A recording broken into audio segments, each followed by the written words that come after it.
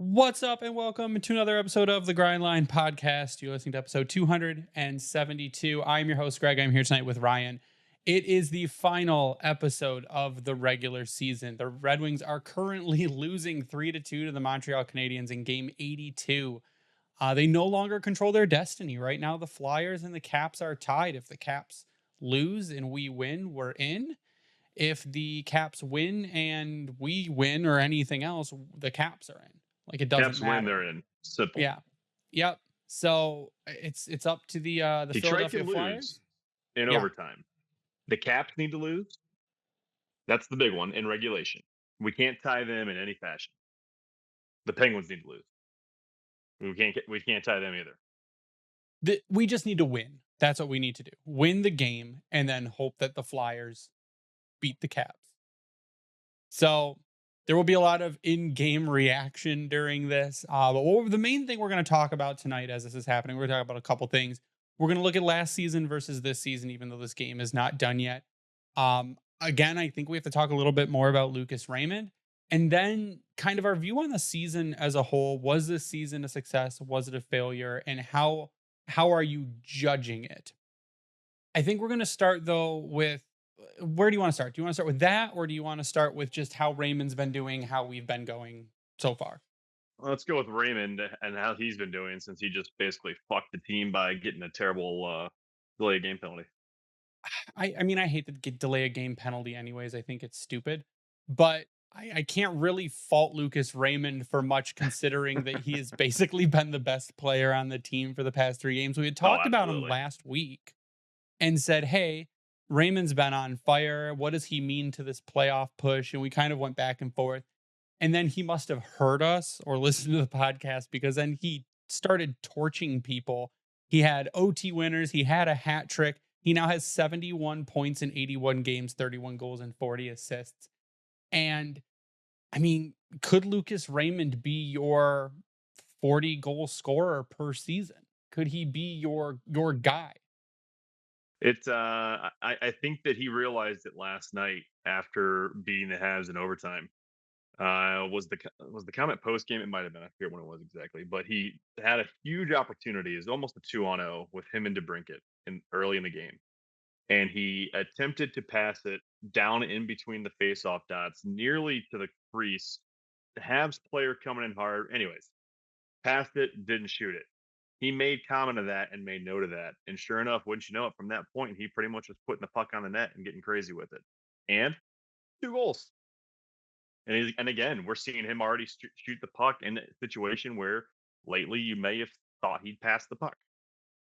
Yeah, Mickey had mentioned that he said he had talked to Raymond and after he got that OT goal, and he's like, he told him, like, way to go, kid, good goals. He's like, yeah, I didn't shoot it in the first. I figured I'd come out in the third and shoot. Right. And I mean, he's got a crazy shooting percentage right now. I'm gonna have to look it up, but it's it's going in for him. It's going right. And it's been this last, I mean, I don't want to say the last half of the season, but maybe if you thought during the first part, like, maybe this is Lucas Raymond, maybe he's going to be more of a playmaker, less of a goal scorer, and then he just turns it on, and he's just out there putting the puck in basically at will, making himself open. It's been extremely impressive to see, but then the other half of it is, what is Lucas Raymond going to cost this team going forward? Because I think you have to lock him up for 8 years right now Hmm. at I don't know, my guess is around 7.75 million per season. And then you've got him in case he turns into this huge goal scoring machine, which he looks like he absolutely could. When Kucherov signed? That's what I'm curious about. What was his percentage hit? I'm not making the comparison to Kucherov. I'm just making the comparison to when Yzerman locked him up, where he'd be, or maybe I should be looking at Braden Point actually. So when Braden Point signed, he was 11.6% of the Lightning's cap. And how many years ago was that? Point signed in 2022-23, so last season. Okay. And that was for a deal that was 9.5 million. I don't think, and I like where you're kind of at here with your assumption with Raymond. I don't think he'll be getting anywhere near Braden Point. But if you Well, wait Braden too Point's also a long, center. Centers get paid more.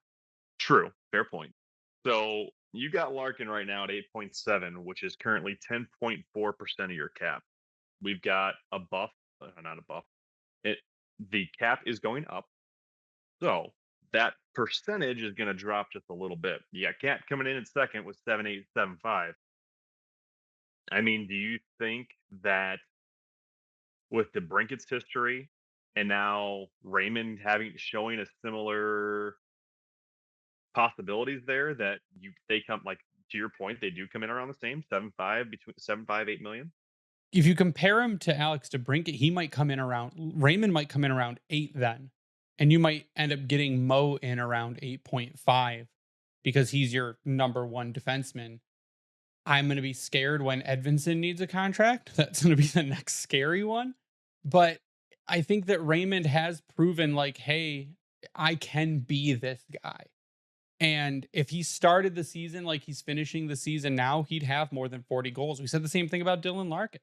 If Dylan Larkin didn't get hit for that stretch, he'd be a 40 goal scorer too this Yeah. season. And you could have possibly 2 40 goal scorers on this team, which is what you need. Now, Alex DeBrincat, we mentioned him, he's picked it back up lately too. But I think Lucas Raymond, looking at this contract, he picked a really, really good time to just ball out because Mhm. he's going to make so much money. You're going to have to back up the Brinks truck to his apartment or condo or whoever he's living with and just pour bags of money out because, like, you were hoping prospects hit, and we kind of knew that his ceiling was really high and that maybe he was more of a playmaker, but it looks like that the offensive talent has just grown by leaps and bounds. And Mhm. absolutely clutch. I tweeted out, if you want to win the game, you put it on Lucas Raymond's stick, something to that effect, Oh, because he's totally. going to run down and he's going to put it in the net.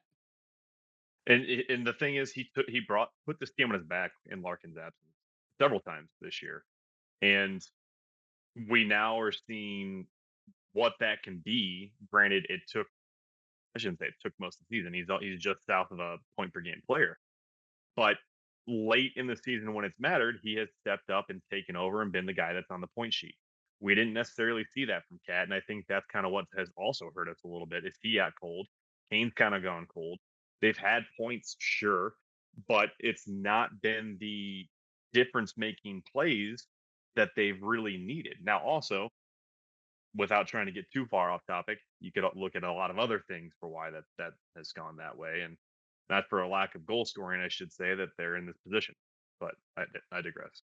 Yeah, we mentioned Alex DeBrincat and how he's picked it back up too. I think that's been a really important part of this past stretches. He was cold for what, 21 games or something like that. And Hmm. then he comes out, he's had 3 Still getting points. goals. He was getting some assists on there, but it Yeah. was not. But you want him scoring goals.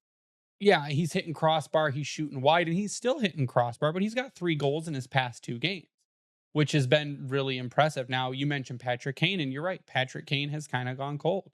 He Hmm. hasn't really scored the way he was scoring earlier. Now, when you've got several guys that can score, you can afford a couple guys to go a game or 2 without a goal.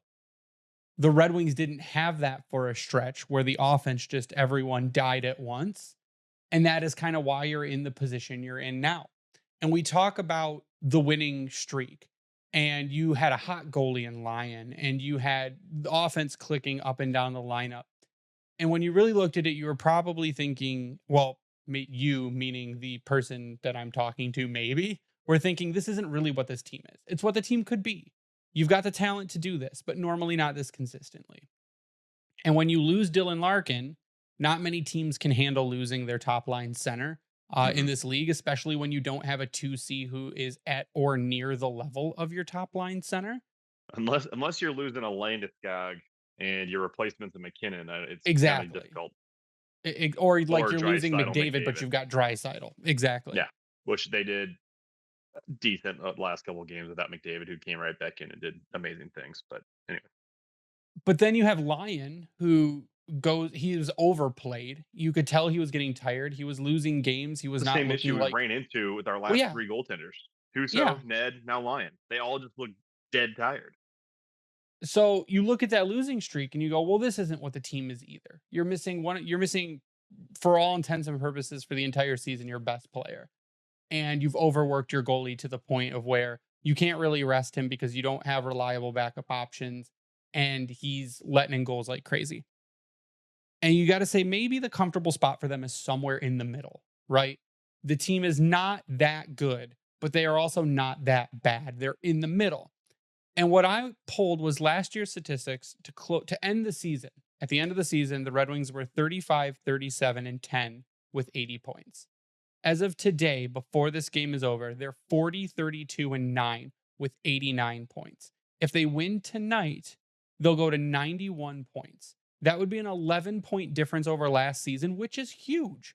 Yeah. And people like to look at it in a vacuum and they go, well, that's 11 points. That's 5.5 games. That's not a big deal for all the offseason stuff you did and the guys you brought in and the way you were supposed to be. And after having that hot streak, and you can't really look at my point was you can't really look at it in a vacuum because the teams around you are also trying to improve. They're also trying to get better. Every team in the league tries to get better at the same time as you. You're not doing it alone. So you can't expect to go from 80 points to 100 points and immediately be a shoe in because there are other teams that are also trying to get in and then there are teams that are trying to stay in. So I kind of wanted to talk a little bit about, is it a success of a season overall, or how are you viewing the season? Is it a disappointment because we went on that hot streak and then we pissed it away? Or do you look at it as a whole and say, this team, though they may not make the playoffs and they got to a point where they're not in control of their playoff destiny, really achieved a lot and are going into what could potentially be a monumental offseason? I think you do have to look at it two ways. I think as a whole for this season, it's a success because now we're at the end of year 4, going into year 5 of Eiserman in charge. We've talked about this several times over. The entire roster has been flipped to include Grand Rapids, to include the prospect pool. And we went from one of the worst teams of all time in hockey to now competing for a playoff spot. And In really, literally the last game of the season. right. But that transformation basically came within 2 years. When you look at how this roster was structured and where they were finishing, last year you could even argue that it was a complete changeover. But he has revamped the way you can look at this team, and I think as a whole for this year, every season since Eiserman's taken over has been an improvement. Yeah, sure, the bar was low. People bitching about not making the playoffs in 8 years, thinking that's when the rebuild started, apparently just have eaten too many paint chips as a kid because Holland didn't do dick until they finally missed the playoffs. He made a few good deals. I'll give him credit. Absolutely. When he finally got moved out of the way. And then, but until Eiserman took over, we didn't have the impactful moves that needed to be made. And now here we are. And before the season, everything that we focused on this year was we want to be talking about this team in a playoff hunt up until the end. And where are we at? Doing that right now. It might be the most stressful shit ever because I've got the Capitals Flyers game off to my side. They're 1-1 going into the third. Detroit's down 3-2 going into the third. This could be crazy. But the thing is, they have improved tremendously. Now, there's a lot of different ways you can look at it because some people are going to be pissed off that it's not enough of a kid movement. And I get it.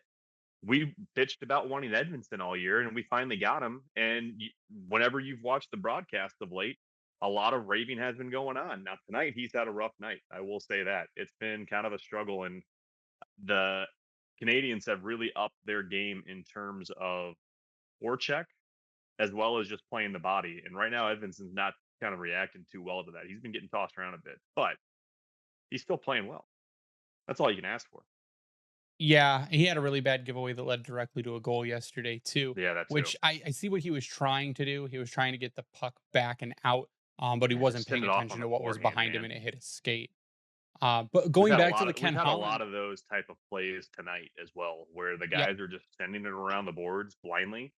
And whenever they are seriously struggling, it's when they're just playing hot potato with the puck. And they're doing that a lot right now in the defensive zone. and they're playing the dump and chase that right now, not trying to maintain possession. Last night when they won that third period, and they're gonna have to do it again tonight to come back, they went all in on having possession. And when they do that, they're a great team. But in what I mean by that is not just trying to dump to a guy or chip around the ice to a guy. Yeah, you can do the board game, but they're not a team like a Colorado or Rangers where the moment you send it around the boards, they've got somebody there because of how quickly they can close on pucks and how good they are in board battle. When Detroit's controlling the puck through the neutral zone, they have to have an all-out attack essentially going on with all three forwards either doing a switch-up rotation or you've got two side by side, one pushing the board hard and kind of putting that defenseman in a weird spot to either take the guy with the puck or worry about the guy at the boards and try to let yourself get into a 2-on-1 situation or 2-on-2. When they're doing that, like we saw last night, it's great. Tonight, it has been very little of that, and it's been frustrating to watch. Both teams are on a back-to-back. And right now, the Habs are what 1-11 on back to backs for the year. Detroit's 5-4. They've Yeah, got to they're figure it bad. out. Yeah, Yep. I think if you just keep pushing them the way you push them in the first period, or the first half of the first period, and you just keep shooting pucks, Caden Primo will let goals in. That will happen. And you've got to screen the goalie. That's why Mo scored, because someone like DeBrincat flew in front of the goalie and took his vision away. Lately, it's been a lot of pucks on net, which drives your shot count up, but no screens. So the goalie has had clear vision the entire way. You've had no one in there to clean up a rebound. You're just hoping that your initial shot goes in. And in this league, with the way goalies are right now, and unless you're playing just an awful backup, and even if you are playing an awful backup, you should consistently have someone in front of the net to be able to get those rebounds. And it feels like it's a shot in, and then they skate away and do a line change after a single shot without trying to clean anything up. But I want to go back to your Ken Holland point where people think that Ken Holland started the rebuild. And I keep going, no, he consistently said that, like, I'm not rebuilding. And I finally found the article in 2017. Ansar Khan from MLive posted, and this is quoting Ken Holland: part of the improvement of this team has to be done internally. I think that we have a number of players in the room that have more to give over the next week or two. As I'm meeting players, as I'm meeting with Jeff Blashill, we have to figure out which of the players are part of the solution and where we need to upgrade. He says we have to find a way to get 10 more wins, 20 more points. That's a lot of wins. That's a lot of points. I've got to be better. Jeff Blashill and the coaches know they have to be better. Each one of the players need to be better. The fans want to watch playoff hockey. No one wants to see a rebuild. They want us to be, or they want to see us being competitive. They want to see us have a chance to win the Stanley Cup where we're trying to draft and develop and get better long term. One of our short term goals is trying to figure out how to make this team as good as it can be and hope to qualify for the playoffs. That's him committing to not rebuilding. The rebuild did not start until Steve Yzerman got here and said, goodbye, everybody. Goodbye, Anthony Mantha. Goodbye, Tyler Bertuzzi. We're going to get rid of people. It took him 2 seasons. Get rid of Franz Nielsen. Dump Justin Abdelkader. Like, it took time. So in reality, if you started from 3 seasons ago after dumping the garbage to where we are now, and going up possibly 11 points in a season, even after you did that turnover, to me, that's success. Mhm. Now, is possibly not making the playoffs a bummer? Absolutely, because of the Yeah. position we were in.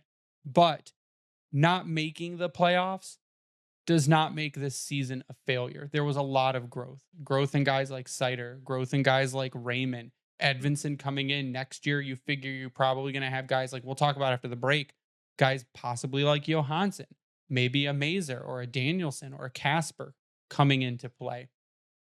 It's being able to get the guys in that can get them those extra wins, take that extra step, build that winning attitude, and then keep gradually adding rookies as you make it. And there's a bunch of other people too that are trying to scream that rebuilds don't take 8 seasons. Rebuilds don't take, like, people do it in 5 and stuff. They really don't. Weird. Eiserman's technically about to do it in 5. Well, if you look at teams like Tampa, teams like Florida, teams like Colorado, it took them 8, 9 seasons to consistently be in the playoffs. They may have had a one and out in between there and then not qualify the next season. But until they made the Also helps playoffs to have season a after top season. pick. Yeah. Yeah. We don't have a McKinnon. We didn't get a McKinnon. No, We did not or get a Makar. top draft pick. But then go look at Buffalo and what they've tried to do, being a perpetual rebuild for 12 years now, while getting top picks. Yeah. Like, you're not Buffalo, and you didn't get a top Well, pick to jump like Florida did. I mean, look at Edmonton with what they've been able to have come through their system, and they haven't been able to get over that hump. This might be a year they can do it, but gee, Vancouver just went off this season. That, in a way, to me, surprising.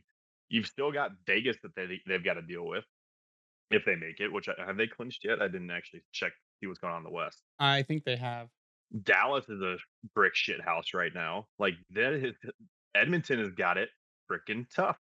So if they're able to pull something out, if they don't get through the first round, or actually for that matter, for them at this point, it's got to be conference finals, if not championship or bust. Because, and it's not to say that the coaching's been poor. They've just been in for one salary cap hell and just haven't been able to put things together. But it's just going to the example of you've had these top players for so long that how long can that only thing carry you? And it hasn't. It's gonna be a lot of frustration, and even if they don't make the playoffs this season, and then they bring in guys next season, a couple rookies, you have to realistically think that if you bring in 2 guys, you might take a small step back in the standings as those guys come in, learn to adjust, get their feet under them, play an NHL level game, which is not easy. And I just can imagine the anger among people online if they miss the playoffs next season because they brought in some rookies, they bring in guys because people want to have their cake and eat it too. They want 5 rookies in the lineup and they want to make the playoffs. And those 2 things rarely ever go hand in hand. When a team brings in that many rookies, it's normally because they don't want to spend a ton of money and they've got the guys that they feel are ready to go. But then those teams like Mhm. Buffalo are down in the standings. So you can't do both. I understand the want to bring rookies, and I want that too. I want to see Johansson play games. I want to see Mazur play games and Kasper play games and Danielson make the lineup and Axel Sandin Palika come in and just blow the fucking doors down.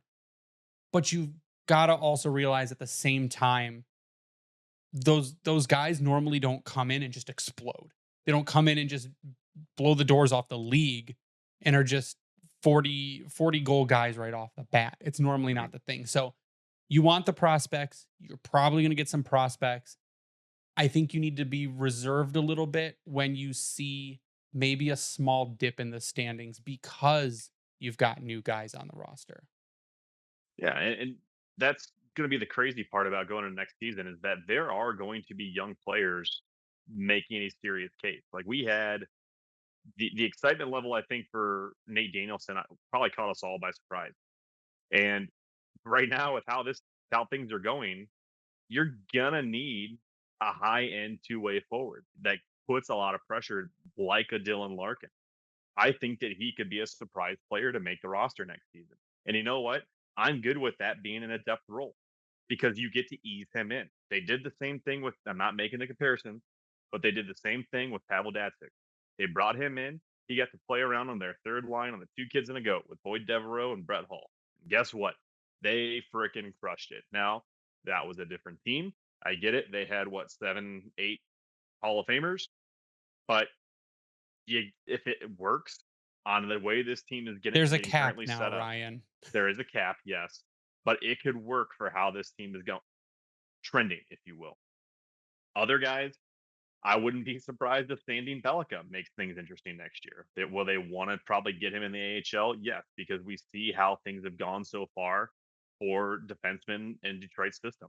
And 1 year in Grand Rapids, if that, whatever. But there's biggest thing is there's going to be changes in how this roster is structured, and I think a lot of it's going to focus on speed and also skill.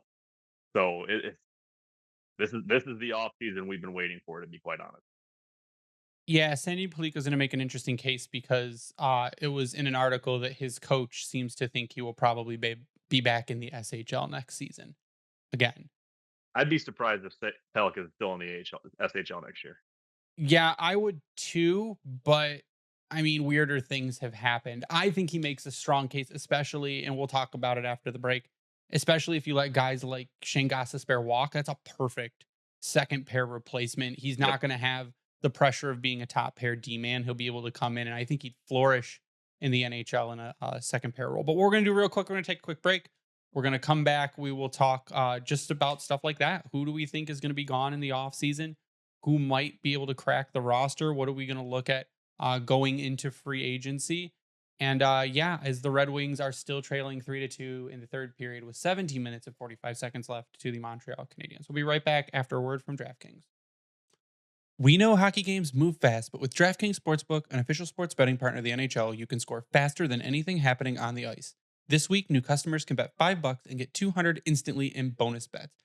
So download the DraftKings Sportsbook app with code THPN. New customers bet just $5 on the NHL and get $200 instantly in bonus bets. Only on DraftKings Sportsbook with code THPN. The crown is yours. Gambling problem? Call 1-800-GAMBLER. Visit www.1800gambler.net. In New York, call 877-8-HOPENY or text HOPENY 467369. In Connecticut, help is available for problem gambling. Call 888-878-9777 or visit ccpg.org. Please play responsibly on behalf of Boot Hill Casino and Resort in Kansas. 21 plus, age varies by jurisdiction. Void in Ontario. Bonus bets expire 168 hours after issuance. See dkng.com/hockey for eligibility and deposit restrictions, terms, and responsible gaming resources. NHL and the NHL Shield are registered trademarks of the National Hockey League. Copyright NHL 2024. All rights reserved. And we're back. And during commercial break, the Detroit Red Wings tie the game. Absolutely Daniel beautiful. Sprong, just when I thought I couldn't be more pissed off at him, pulls off one of the crazy low percentage below the goal line shots that trickles into the net. And Detroit has some life. They've been putting some good pressure on to start the third. Now, can they maintain it? I'm afraid of a stupid penalty the way that things are going right now. That's going to come against Detroit. Yeah, but I mean, it's a tie game. That's all we could really hope for right now is a tie game. We got the as we hope. Caps and Flyers are underway too in the third with 18:50 to go. So it comes down to this. This is it. The final, literally the third period of each game is what it is, which is absolutely insane to me. But what I want to talk a little bit about before we end the show tonight is we're talking about rookies. You want to make room for rookies. You need to, one, have enough money to sign Lucas Raymond and Mo Seider. The Red Wings are going to go into the offseason with about $29 million in free space. You've got 1, 2, 3, 4, 5, 6, 7, about 7 forward spots you need to fill. You got 2 defensive spots you need to fill. And you have to maybe you'll probably sign another goalie. James Reimer is done after the season. You do have money falling off, so you don't have Vrana's dead cap anymore. You do have one more season of Yamamoto's buyout, one more season of Justin Applicator's buyout. Meh. And this kind of all started because Shayne Gostisbehere, I had tweeted that someone is going to pay Shayne Gostisbehere an incredible amount of money this offseason, and it shouldn't be the Red Wings. And then he had the Michael Jordan jump to even the save leg the spread, arm up. That literally was. I'm surprised you haven't tried to take that and crop it into a t-shirt yet. Someone already did, but amazing play, fantastic play. If that play doesn't happen, they don't win that game in overtime more than likely. No. Oh, absolutely not. I don't think they do. But that does not mean you pay Shayne Gostisbehere an incredible amount of money to come back to this team next year. Is it Hronek 2.0 in a way to you? I don't think it is. Now, my thing is would Shayne Gostisbehere come back for maybe the same amount of money he's making, 4.125? Maybe, but he'd probably want that over 3+ seasons. And you've already got Ben Sherratt for 2 more seasons at 4.75. You've got Olli Maatta for 1 more season at $3 million. You've got Jake Wallman, who's scratched again. We don't know. Is he scratched or is he still hurt? Because last thing I saw was he still got a lower body thing going on. I think the quote from Newsy was he's not like himself right now. So he's not which tells me, well, I don't know, because you look at Roto, and the last update on RotoWire was that he was good to go on the 1st of April Fool's Day, the 1st of the month. He was good to go. And he played a couple games. He played Was it a one or couple? two games, and then nothing. Gone. Jake Wallman has not been seen. I haven't seen videos of him in the locker room. I haven't seen anything. No word on him at all. I don't think he's healthy. I think he's got something going on that's really impacting what's going on. I mean, I would we hope could both be so. very wrong. I hope that it's I hope that that's the case because oh my god. Oh, Jake thank God. Wallman is not a guy that you just sit. He's not a dude that you sit. He's one of your, I mean, probably your second or third best defenseman right now. Well, not right now. Edvinsson's back, but probably your third best defenseman if he's in the lineup. So you've got him for 2 more seasons at 3.4. You've got Jeff Petry for another season at 2.3. Now, I was going through some scenarios on what you could do in the offseason. I think you let Shayne Gostisbehere walk. I think one of your big things this offseason needs to be making the back end more defensive. Mhm. And I get that Ghost is an offensive defenseman. There was a very long time this season where he's been abysmal defensively, just really Yes. bad. And It's not even a really long time. It's been most of the season. that's why I made the comparison to Hronek. Because to me that's fair in the sense that he'll make a play for you defensively when you need it.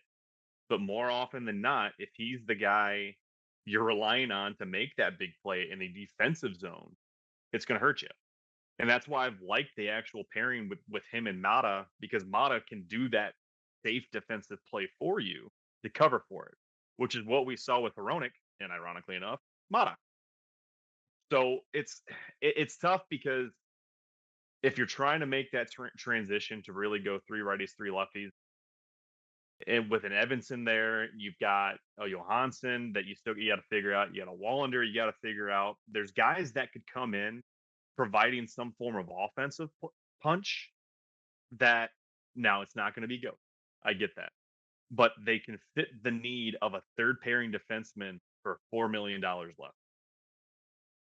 Yeah, I think if you run with Edvinsson, Sider, Wallman, uh, Johansson, if you want to throw him on the right, Axel Sandin, Palika, throw him on the right.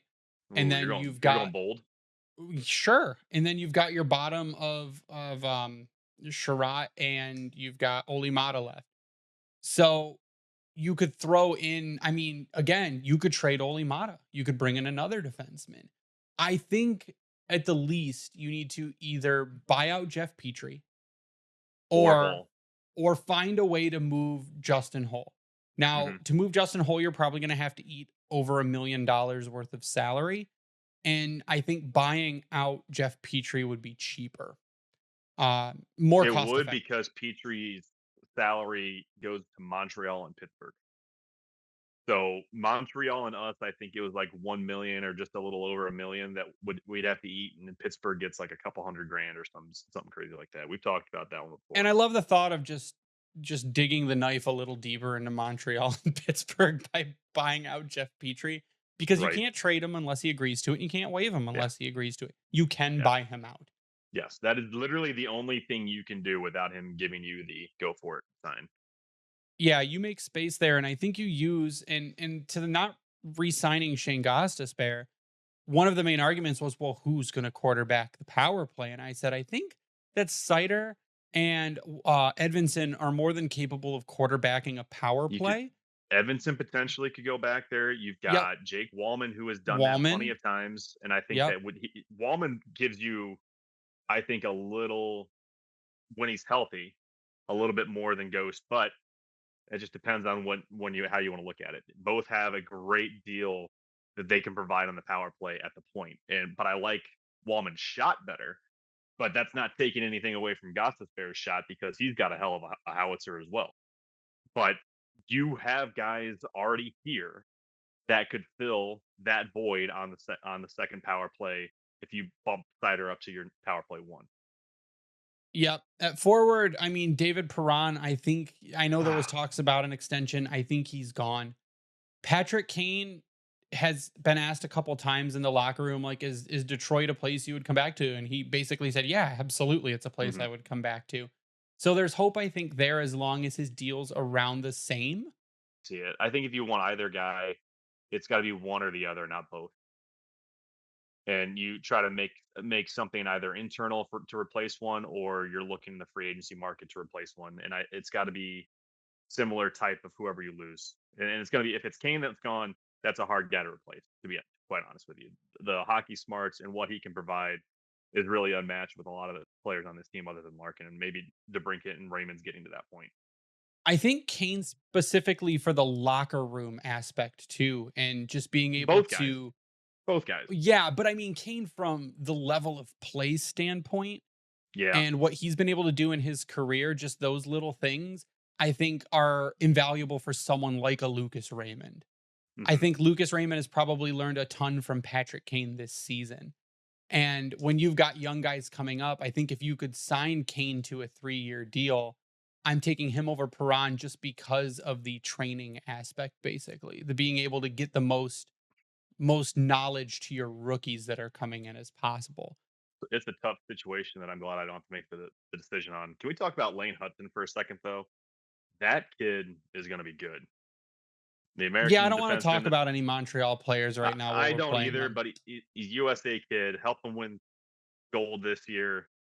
He has been flying around the ice, and I'm really happy that all he's done is get an assist and not a goal yet, because we've made some big saves on his plays. But to the, I would be happy with either guy, not both. Going back to Kane and Perron, and I like who you could replace him with internally if you're trying to bring a Kasper or a Mazur in. I think both guys could potentially, and that's not, and I'm not trying to single them out of other guys potentially on the roster, but that's who stands out to me and has stood out for the last couple of years of who I kept my eye on. And if that's what you're bringing in, it's a nice level of grit, and I think that's what's nice with Perron. I hate using the term grit, but he does bring that to the roster. Kane, Oh, he's uh, pissed off this game. oh yeah, but Kane is more of a, I'm gonna watch and try to exploit a mistake that you're gonna make. Perron's just gonna try to be a bull in a china shop and go make something crazy happen from it.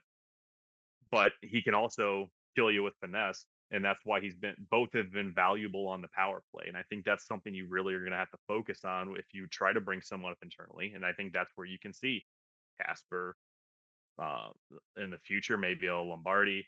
You got Mazur. There's several guys that could come in and do those things. Will it be this season if they come in? Who knows? But the opportunities will be there for them to positions to be won. But it's going to be very interesting past the draft what Detroit decides to do. This free agency period is the most impactful one I think Detroit's had since Eiserman's come to town. Yeah, if you look at the next couple guys, Daniel Sprong, I think he probably walks, I think he's especially going to since be he was gone. scratched for several games. Yeah. I might try and move Robbie Fabry. I can't see the value in the $4 million still. The one I guy I would resign though, that a bunch of people are every time they say we need to get rid of this guy, and this guy, they always throw him in, and I think it's unfair. And that's Christian Fischer. Christian Fischer, besides being an amazing locker room guy, was fantastic on a line for a good stretch with Kopp and Rasmussen. Rasmussen mhm. currently injured and not playing right now, which is actually another big loss for this team during this stretch is Michael Rasmussen, Yes, though he people would also be dog on him. huge in this series Yeah, against Montreal. absolutely. But Christian Fischer is great on the PK. He provides a ton of energy. He's another dude. When people argue that the Red Wings don't have enough grit, he's another guy that's not afraid to go and mess people up, go into the corners, dig for pucks, lay the body.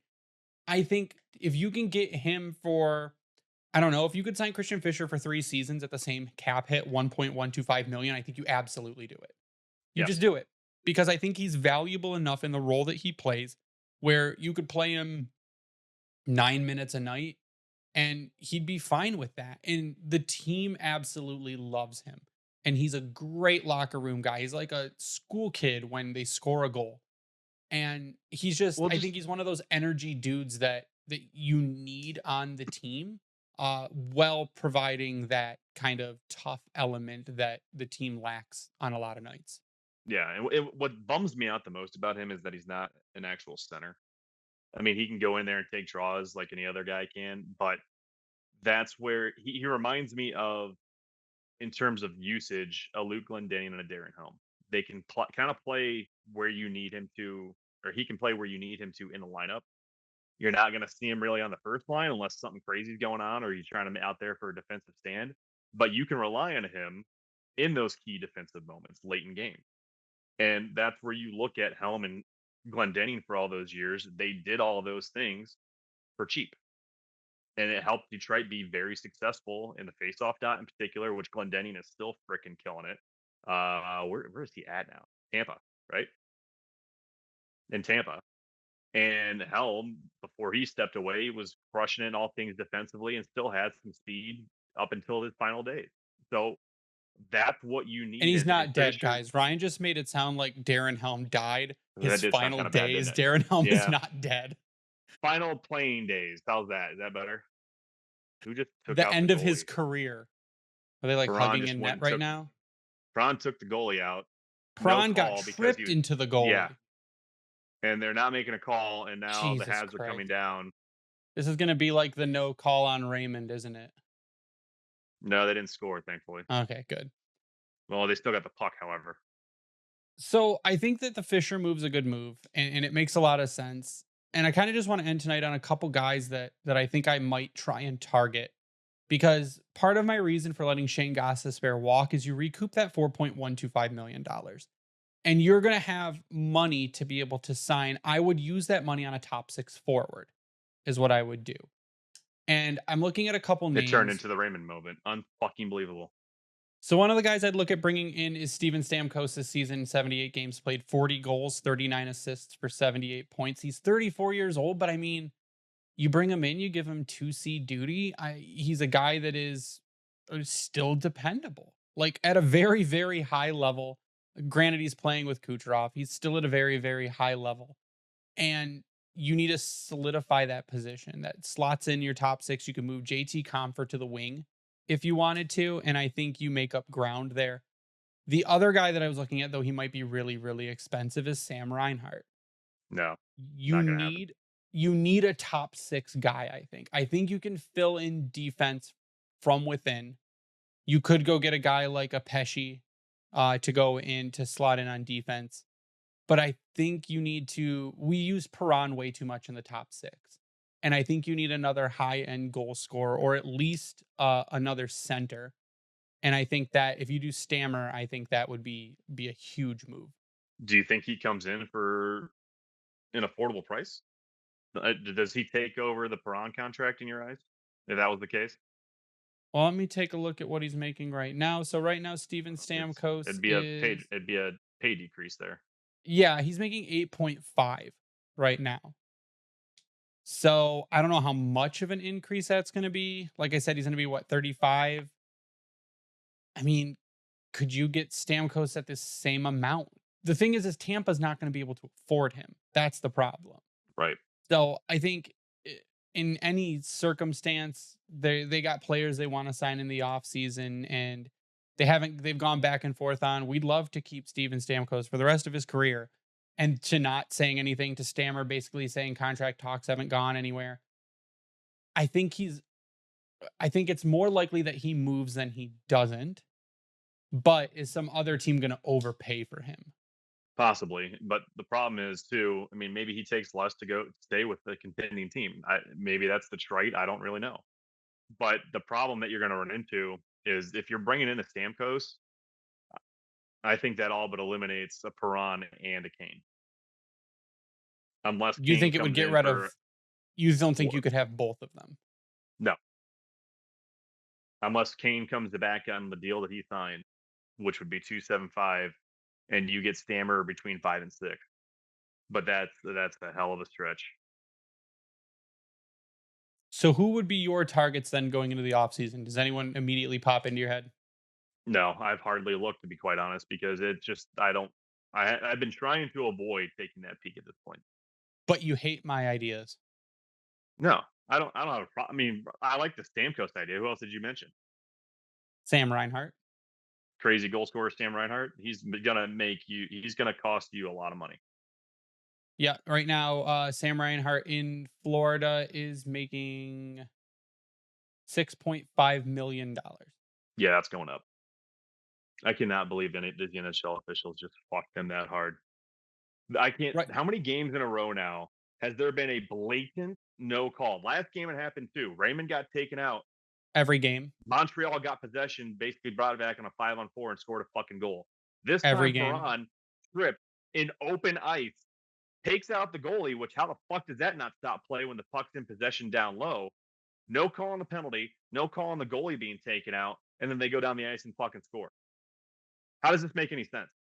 Refs want the Caps in the playoffs. How are you this fucking bad at your job? Like it's like every NHL official at this point is fucking Angel Hernandez of baseball. They're not, though. Gary Bettman says they're the best refs in all of professional sports. The fuck they are.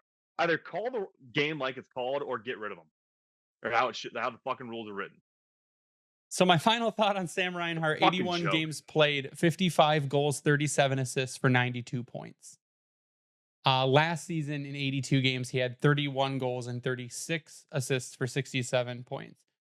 Season before that, 82 points. He's probably not a forever 55 goal scorer. It seems kind of crazy. He's 28 years old. So he's probably a perennial 30 goal scorer, which right now you've got Larkin, you've got Raymond, and I think DeBrincat could do it if he stays consistent. It's just, I think you need another guy like that in your top six. But I think with what you've got in the pipeline, I think you could fill the defense from within. If that's the move that you can make and it doesn't cost you the farm, meaning money, I should say, not the farm because you're not making the trade, then you got to do it. I don't want to do it just for the sake of doing something crazy because of how many guys you will have to make a move on. But at the same time, we know the cap's going to continue to rise. So you can make things happen, but you do have to make some moves to jettison, I think, some of the free weight like a Fabry. If there's certain plays that are made, so Fabry's gone, that 4 million, whether it's a trade or buyout, either one's fine. Justin Holl has to be traded, and or Jeff Petry bought out. I don't want to really buy out the Holl contract because you got that for 4 more seasons after this year, and I'm not a fan. Petry is just 2 seasons done, and it's a minimal impact. Fabry, same thing, 2 seasons done, impact wouldn't be that great.